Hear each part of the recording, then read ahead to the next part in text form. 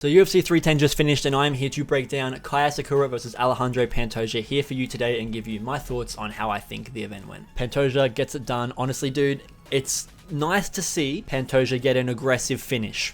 Okay, we don't get spoiled with something like that very often. Okay, but this time around we got to see some scrambly stuff, and eventually it ended with, sadly, Asakura not having the capability of defending the ridiculousness that is submissions from Alejandro Pantoja. I do wish he could have done it without having to lay on top of Kai in the first round like he does in every single fight. However, I do want to make it clear that he did do this way faster. Like, I mean, he doesn't get finishes as of recent, right? He hasn't really finished anyone except for Royval and someone else, I forget. But they were a while ago. No, before he got to the title. But now, I was really worried that we were going to have to wait like 3 rounds of boringness before getting a finish from either guy. Like, I thought maybe Asakura would get the KO after being held down, or Pantoja might get the submission after holding him down.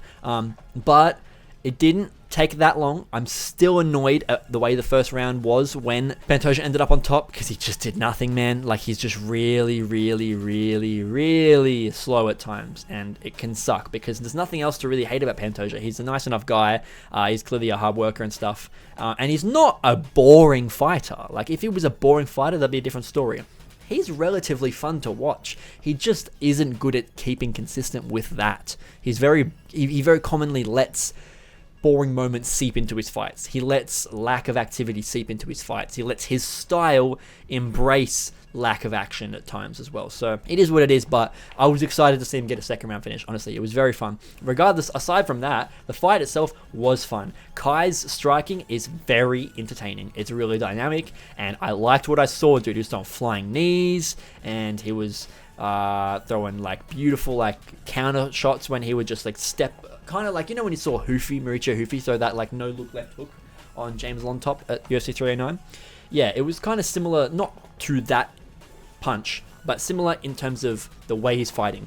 Lots of like covering distance randomly to throw an overhand that you wouldn't expect. Lots of random just quick twitch, throw a hook inside quick and short out of nowhere. Just random things, and just like a random shot to the body. Kai's striking is very fun. It's dynamic, like I said before. I'm repeating myself, but it's just that. What was the way I mentioned? I compared it to Steve Erceg's fight with Pantoja, where, granted, Erceg did a lot better at defending clearly than Asakura did, but I felt like Asakura presented Pantoja with pretty much the same thing as what Steve Erceg presented him with. Just long rangey boxing, some kicks as well, and then I guess you had to worry about some flying stuff from Asakura as well, like the flying knees and whatnot. But regardless, he almost defended the submission. He got really close to defending it, and then Pantoja just managed to get that grip, and it was Asakura was fighting the grip, but he just couldn't pry their hands apart long enough. It looked like he wasn't like asleep when they stopped the fight, but then he also did look like he was trying to tap, and he was unable to tap because he was falling asleep. So I'm guessing he was like in a bit of limbo of like, I'm unconscious, I'm conscious. So good stoppage there from the doctor. Honestly, I'm excited to see Asakura with the rest of the flyweight division. Hopefully he welds, either way, well with the division and fits in with them well. I think he will. I can imagine a Erceg versus Asakura, or a Moreno versus Asakura, or a Royval versus Asakura. These all sound like very fun fights. So I think he's going to be a good addition to the division, regardless of whether the fact that he's not the champion. However, we do have to sit through Brandon Royval versus Alejandro Pantoja 3, which is probably one of the least exciting fights I can possibly fucking imagine. But it is what it is. That division is really going to suffer, man. Really going to suffer from not having enough life and enough fun personalities, enough fun fight styles, and enough big finishes over high names. It don't happen. It don't happen. All the big names at flyweight getting decisions and shit like that, you know?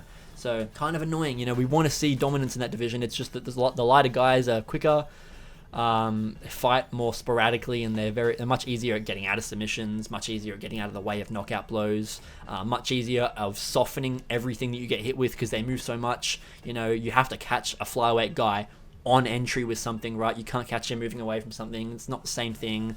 They don't have the same amount of momentum moving forward the way that bigger guys do. So regardless, Pantoja's still the champ. still the man in the division.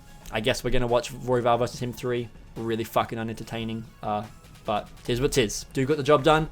Congrats to him. I'm excited to see Asakura stick around in the flyweight division. Thank you guys for being here. I hope you did enjoy this video. Please leave a like, subscribe, check notifications, and like I said, go check out the Fight Companion if you want to go and see any of my live reactions to the fights. And yeah, man, look out for reaction videos coming this week from the event. We've got Colby versus Buckley next week at UFC Tampa. I'll be live for that one too. So come and join me to watch it and see it unfold.